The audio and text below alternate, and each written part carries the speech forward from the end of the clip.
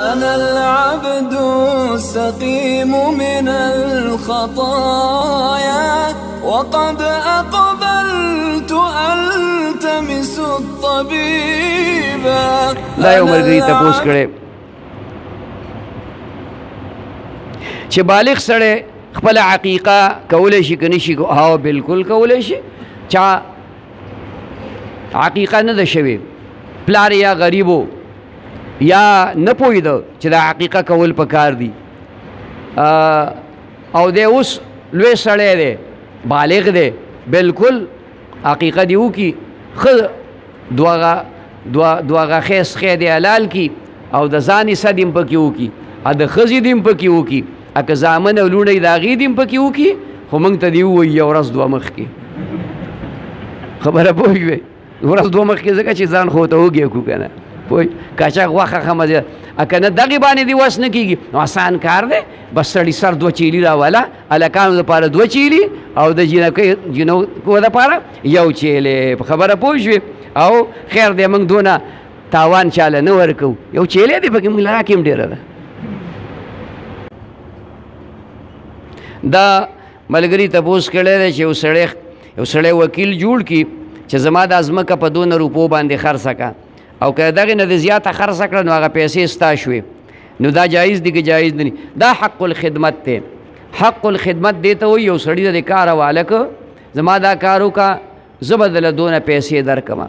مثلا هلکه زما دپاره پېښور ته لاړ شه او د پېښور نه دا سودا ماله راوړه، نو د دې پېښور ته د تلو راتلو کرایا او د ورځې دیاړي دا چې کوم دی په هغه سړي باندې هغه چا چې ولېږه، لکه ما بل سړی ولېږه، نو په ما دا لازم دي چې د هغه سړي ته زه د آنې جانې کرایم ورکړم او ورسره د دې ورځې چې د هغه څومره دیاړي کېږي مناسب 1000 روپۍ 2000 روپۍ 1500 روپۍ دا ورته دیاړي م ورکړم.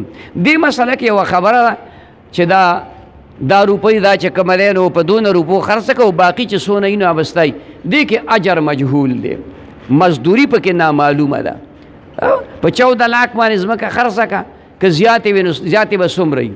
زیاتې 100 دي، 200 دي، 500 دي، لاک دي، 1000 دي، 2000 دي، دغه نه دي معلوم. چې کله دغه نه دي معلوم نو دا اجرت مجهول شو، دې ته زموږ د شریعت په اصطلاح کې اجرت مجهول وي.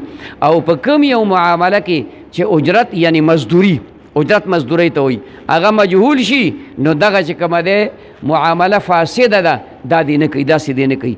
متعین دې وله وکړي چې هلکه دا ځمکه دې په 14 لاک روپۍ خرڅه کړه، 5% پکې ستا دي، 5% متعینې دي، 5% په 100 کې 15 ستا دي، دا متعینې دي، دا معلومې دي. یا دا ده چې دا دې خرڅه کړله هلکه 50,000 روپۍ به زه تاله درکړم، 10,000 روپۍ به دا متعینه مزدوري ده، دا جایز دي. او دا چې په څونه په زیاته دې خرڅه کړه نو دا ناجایز دي. او بیا دا چې په اسټام کې به هغه پیسې لیکي چې په څو دې خرڅه کړې ده، دروغ به پکې نه لیکي.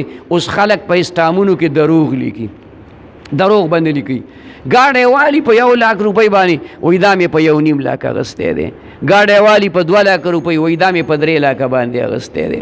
خیال کې مراله دا دروغ په اسټام کې هم دروغ ولیکي، دا اسټام لیکي د ګاډي یا د ځمکې دپاره. ځمکه والی هغې اخیستي مثلا په 50,000 باندې مرله، ویلي کې په 80,000 باندې مرله، نو دا دروغ دي. بل دا مسلمانانو ته نقصان رسول دي. که دغه بل ځمکه بل څوک اخلي نو هغه غریب ته دې ګرانه کړه، تا لې ارزانه درکړې، تا سره خو تاله خو رشوت درکړو، نو دا خو ته چې کوم دی 2 حرامه کې اوم د دروغ وي. لعنت الله علی الکاذبین، دروغجنو باندې الله لعنت دی او رشوت هم شنو.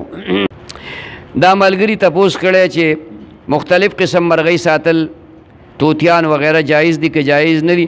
کمې مرغۍ چې عام الوزي او هغه پابند کیږي، یي آزاد مرغۍ بغیر د پابندۍ نه هغه په کور کې نه ایسارېږي، د دې مرغو ساتل ناجایز دي.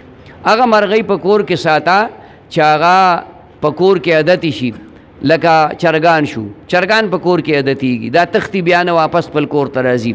یا چې کومه دی مثلا کوترې شوې د لوبو دپاره نه، هسې د عام ساتلو دپاره که سړی حلالوي یا تجارت دپاره سړی خرڅوي نو کوترې هغه په کور کې عادتېږي او بیا تختی نه.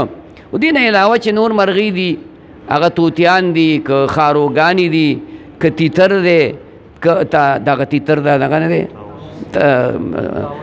طاووس نه تیتر خو یو دغه تنظرې یا مړز زه دا شی نه هغه دي چې دا په کور کې نه عادتېږي دا تښتي دا صحرایي مرغۍ دي دا چې کومه دی دې ته وحشي حیوانات مرغۍ ویلی کېږي نو دا به ته پابند کې یا به وله پنجره جوړې په هغې کې وی پټې او یا به چې کوم دی کوټه به دې وله جوړه کړي یا بل څه یا بل څه یا به دې وله څه جال غوندې جوړ کړی یا پنجره نو دا پابند شو نو آزاده مرغۍ چې پابند شي نو دا ناجایز دي نو داسته مرغۍ ساتل نه دي پکار والله والله والله